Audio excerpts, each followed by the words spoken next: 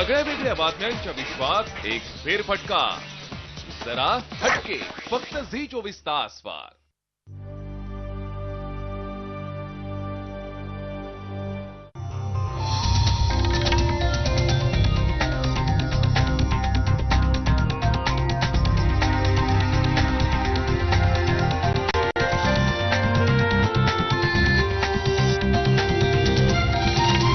Zee 24 तास, एक पाऊल पुढे.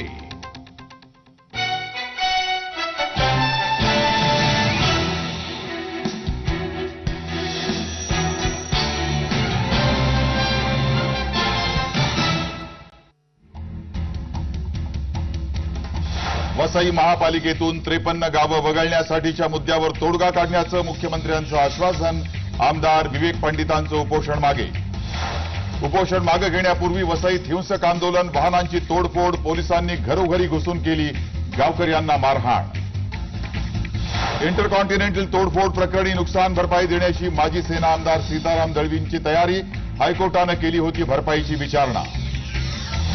रत्नागिरीमध्ये दापोलीच्या जंगलात दारूभट्ट्यांचा सुकाळ. झी 24 तासचा पर्दाफाश. तंटामुक्तीतून दारूबंदीचा पोलिसांचा दावा फोल. मंत्र्यांच्या बंगल्यावर झालेल्या खर्चाचे आकडे पाहून मंत्री देखील हैराण. झी 24 तासच्या बातमीनंतर संशयाची सुई अधिकाऱ्यांकडे.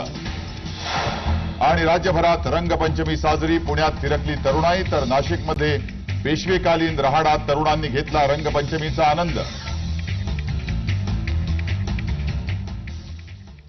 नमस्कार, मी प्रदीप भेडे. आजचा महाराष्ट्रमधून घेऊन आलोय महाराष्ट्राच्या कानाकोपऱ्यातल्या आणि देशातल्याही महत्वाच्या बातम्या. वसई विरार महापालिकेतून 53 गावं वगळण्याची मागणी करणाऱ्या जन आंदोलन समितीच्या आंदोलनाला आज हिंसक वळण लागलं. काही गावांमध्ये पुकारण्यात आलेल्या बंदमध्ये बसेस आणि पोलिसांच्या गाड्यांची तोडफोड करण्यात आली. या गावांमध्ये पोलिसांनी आंदोलकांवर अमानुष लाठीमारही केला. तर या प्रश्नी तोडगा काढण्याचं आश्वासन मुख्यमंत्र्यांनी दिल्यानंतर आमदार विवेक पंडित यांनी उपोषण मागे घेतलं.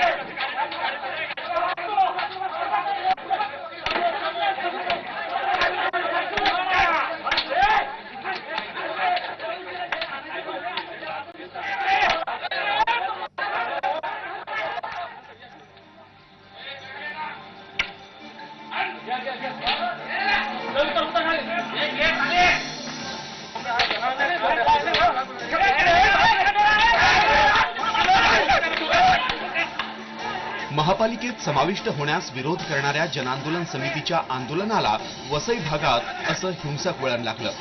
वाघोली गावात संतप्त जमावानं 2 बसेस फोडून त्या जाळण्याचा प्रयत्न केला. यावेळी जमावानं पोलिसांवरही दगडफेक करत डीवायएसपींच्या गाडीचीही तोडफोड केली.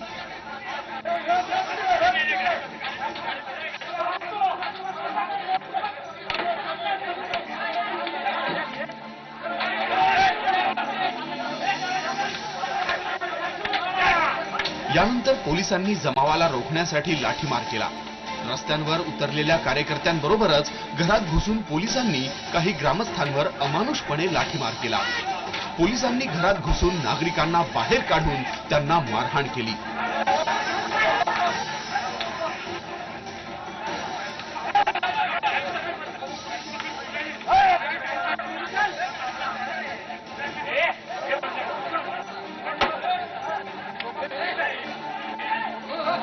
महापालिकेतून 53 गावं वगळण्याच्या मागणीसाठी उपोषणाला बसलेल्या आमदार विवेक पंडित यांची प्रकृती ढासळल्यानं त्यांना पोलिसांनी ठाण्याच्या सिव्हिल हॉस्पिटलमध्ये हलवलं. पंडित यांना हॉस्पिटलमध्ये नेण्यास समर्थकांनी विरोध केल्यानं पोलिसांनी याही ठिकाणी लाठीचार्ज केला.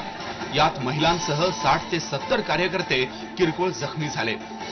एकाला पीळ घालून त्याने मला भिंतीवर आपटलेलं, त्यामुळे माझ्या हाताला पण लागलेलं आहे अगोदर.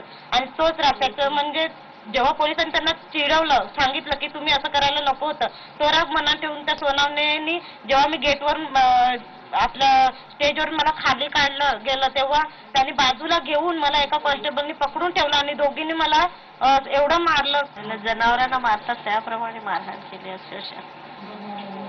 आणि पोलिसांनी म्हणजे लेडीज नाही ना, जेंट्सने हात उचललेत ना.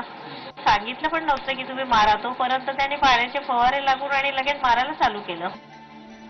त्यानंतर मुख्यमंत्र्यांनी वसई विरार प्रश्नावर तोडगा काढण्याचं आश्वासन देत या संबंधात 15 दिवसात सर्वपक्षीय बैठक घेणार असल्याचं सांगितलं. तसंच त्यांनी विवेक पंडित यांना फोन करून त्यांच्याशीही चर्चा केली। यानंतर विवेक पंडित यांनी उपोषण मागे घेण्याचा निर्णय घेतला। परंतु अशी भूमिका त्यांना घेणं चुकीचं आहे। त्यांना मी थोडं समाधानाने त्यांनी घेतलं पाहिजे।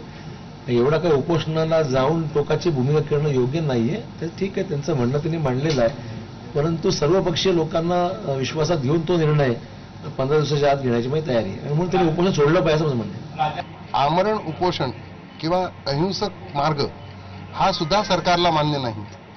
याचं हे द्योतक याच्या इतकं दुसरं कुठलं असेल असं वाटत नाही।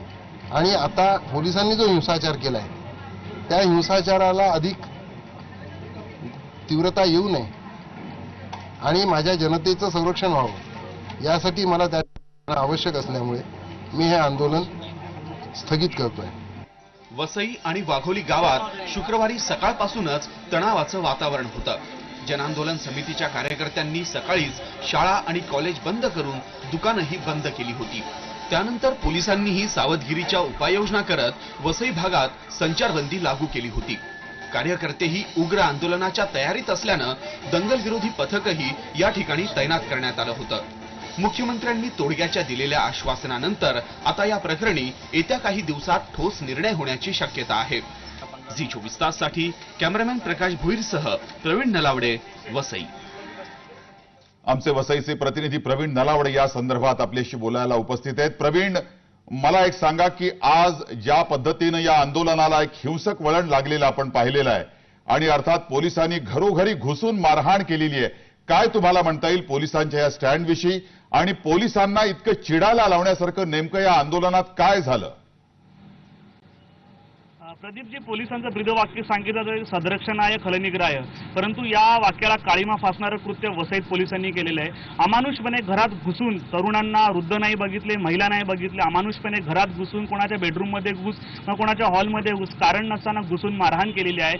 आणि आज सकाळी देखील विवेक पंडित यांचं शांततेत पण आंदोलन सुरू होतं। अचानक त्यांची प्रकृती खालावली। असं असताना त्यांना शांततेच्या मार्गाने हॉस्पिटलमध्ये नेता येत होतं, परंतु असं असताना देखील विनाकारण आंदोलनकर्त्यांवर पाण्याचे फवारे मारायचे, आदिवासी महिलांवर पाण्याचे फवारे मारायचे, ही कुठली लोकशाही असं लोकांमध्ये एक पुढे मला एक सांगा, याचा अर्थ शासनाने या 53 गावं जी आहेत तिथले जे गावकरी आहेत ज्यांचा या महापालिकेत समावेश होण्याला विरोध आहे, यांचं आंदोलन तुम्ही चिरडून काढा अशा तऱ्हेचे आदेश जणू काही मंत्रालयातून त्या पोलिसांना दिले गेलेत असं तुम्हाला म्हणायचंय? नक्कीच प्रदीपजी, आपल्याला असं म्हणता येईल, कारण 4 दिवस शांततेच्या मार्गाने आंदोलन चालू आहे।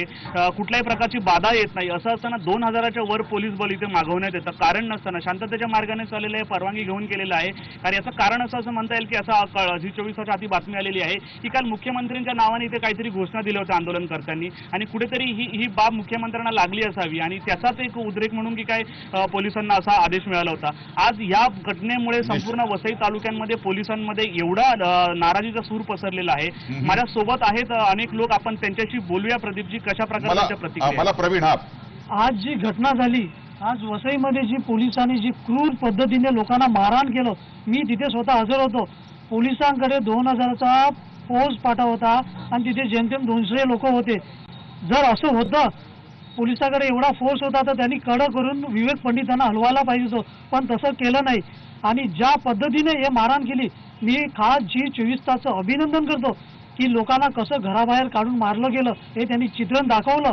आणि जे सरकार महात्मा गांधीजीच्या नावाने शिमगा करतं, लोकशाहीच्या गप्पा करतं, आज त्यांनी लोकशाही कशी महाराष्ट्रात तुडवली जाते, बायांना कसं मारलं जातं हे दाखवलं। आणि या घटनेचा पोलिसांना आदेश देणारा बोलवता धनी कोण आहे याची चौकशी झाली पाहिजे आणि याचं उत्तर मुख्यमंत्री, उपमुख्यमंत्री आणि गृहराज्यमंत्र्यांना द्यावं लागेल। तुम्ही काय सांगाल याबद्दल? आजचं पोलिसांचं वर्तन पाहिलं तर असं स्पष्ट दिसतं की ब्रिटिशांना लाजवणारं असं एक महान नीच असं कृत्य पोलिसांनी केलेलं आहे। परंतु पोलीस हे मगाशी आपण म्हटलं त्याप्रमाणे सदरक्षणाय आणि खलनिग्रहणाय असं ब्रीदवाक्य छातीवर मिरवत असले तरी आज त्यांनी कोणत्या खलांकडून सुपारी घेतली होती आणि त्यांनी म्हणून विवेक पंडितांचं अतिशय शांततापूर्ण पद्धतीने आणि अहिंसक पद्धतीने चाललेलं 4 दिवसाचं आंदोलन चिरडून टाकण्याची सुपारी त्यांनी कोणाकडून घेतली असावी असं वाटण्या इतकी लाजिरवाणी अशी ही घटना पोलिसांकडून घडलेली आहे। प्रदीपजी, आपण ऐकू शकता लोकांच्या कशा निश्चित. प्रकारे तीव्र भावना आहेत. कारण मला एक सांगा की आणि विवेक या पंडित घटनेमुळे- यांनी उपोषण जे मागे घेतलेले, मुख्यमंत्री त्यांच्याशी बोललेले आहेत. विवेक पंडितांनी आता हे उपोषण मागे घेतल्यानंतर याचा पुढं काय होणार, या संपूर्ण आंदोलनाचं पुढं काय होणार, काय चित्र लोकांच्या डोळ्यापुढे आहे? कारण मुख्यमंत्र्यांनी सर्वपक्षीय बैठक आपण घेऊ आणि त्यामध्ये हे आपण प्रकरण तडीस नेऊ असं म्हटलेलं आहे. पण सर्वपक्षीय बैठकीतून काय नेमकं निष्पन्न होऊ शकतं, हे जे आंदोलन करतायत यांच्याशी त्याबद्दल आपली बोलणी झाली आहेत का? नाही, सुरुवातीला विवेक पंडित यांनी येत्या 10वी 12वीच्या परीक्षा डोळ्यापुढे 15 दिवसाची स्थगिती दिली आहे आणि मुख्यमंत्री यांनी देखील सांगितलेले आहे. परंतु 8 महिन्यापूर्वी जेव्हा हे आंदोलन झालं होतं त्यावेळी तत्कालीन गृहमंत्री नितीन राऊत हे वसईमध्ये आले. त्यांनी सांगितलं की आम्ही गावं वगळू असं आश्वासन आंदोलनकर्त्यांना दिलं होतं आणि हे झाल्यानंतर देखील त्यांनी गावं वगळली नाही. म्हणजे सरकार कुठेतरी विवेक पंडितांची आणि गावकऱ्यांची दिशाभूल करत आहे. हे आंदोलन थांबवण्यासाठी आश्वासन असावं असं तरी गावकऱ्यांना वाटतंय. परंतु येत्या 15 दिवसात जर मुख्यमंत्र्यांनी निर्णय नाही घेतला तर प्रदीपजी हे गावकरी पुन्हा रस्त्यावर उतरतील आणि आपल्या न्याय हक्कासाठी पुन्हा ते 53 गावे महापालिकेतून वगळलीच पाहिजे त्यासाठी लढतील. प्रदीपजी, विवेक पंडितांनी आता म्हटलेलं आहे की माझ्यामुळं लोकांना त्रास होऊ नये म्हणून या क्षणाला मी उपोषण मागं घेतोय, कारण मुख्यमंत्र्यांनी सर्वपक्षीय बैठकीचं आश्वासन दिलंय.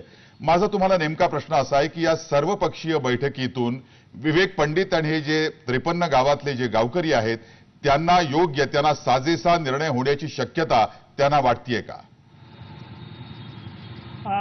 जे मुख्यमंत्र्यांनी सांगितले की सर्वपक्षीय बैठक होणार आहे त्यामध्ये सर्व पक्षाचे लोक असतील आणि यामध्ये विवेक पंडितांची मागणी एकच आहे की मी मागे सरणार नाही, 53 गावे ही वगळलीच पाहिजे. आता यावर इतर राजकीय पक्ष काय सांगतात ते आपल्याला बघावं लागेल, कारण यावर सत्ताधारी वसई विकास मंडळ आहे की त्यांना देखील या गावांबद्दल काय निर्णय आहे की त्यांना या महापालिकेची गावं हवी आहेत की नाही यावं. यावर शिवसेना आहे, बीजेपी यांची देखील मतं जाणता येतील. परंतु ज्यावेळेला सर्वपक्षीय बैठक बसेल त्यावेळेला सर्वच पक्षाचे प्रमुख आपली भूमिका मांडतील आणि जनमताचा कौल तर जनतेने दिलेलाच आहे. त्यावेळी सर्व पक्षाचा निर्णय हा मुख्यमंत्र्यांकडे सादर होईल, त्यानंतरच हे स्पष्ट होईल. पण सर्वपक्षीय आपण बैठक घेऊ असं मुख्यमंत्र्यांनी म्हटल्यानंतर आणि ज्यानंतर पंडितांनी आपलं उपोषण मागे घेतले म्हणल्यानंतर आंदोलनकर्त्यांची काय प्रतिक्रिया तुम्हाला जवळून ऐकायला मिळालेली आहे?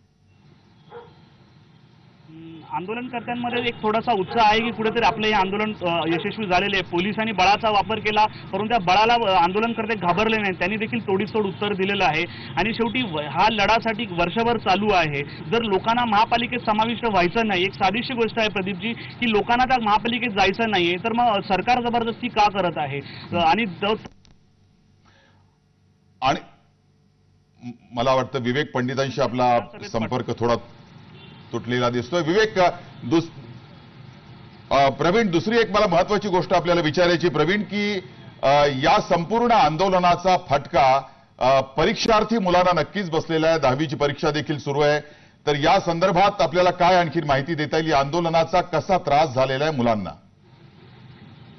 हो प्रदीपजी, खरा त्रास हा आजच्या 10वीच्या मुलांना झालेला आहे. आज सकाळी जेव्हा मुलं जी आहे ती 10वीचा पेपर द्यायला चालली होती त्याच वेळेला पोलिसांनी हा लाठीचार्ज केला आणि आंदोलनकर्त्यांनी हे जे न्यू इंग्लिश स्कूल आहे आणि जीजी कॉलेज आहे ते बंद केलं आणि जेव्हा 2 वाजता हा पेपर सुटला त्यावेळेला मुलांना अक्षरशः घरी जाण्यासाठी पायपीट करावी लागली. स्टेशन परिसरात तरी रिक्षा थोड्या बहुत होत्या, परंतु गाव खेड्यामध्ये मुलांना 10-10, 20-20 किलोमीटर चालत जावं लागलं, कारण रिक्षा देखील बंद होत्या, बस देखील बंद होत्या. परंतु असं असताना पोलिसांनी या मुलांसाठी देखील काही बसेस सोडल्या नाही, तर पोलिसांनी त्या मुलांचा तरी विचार करायला पाहिजे होता.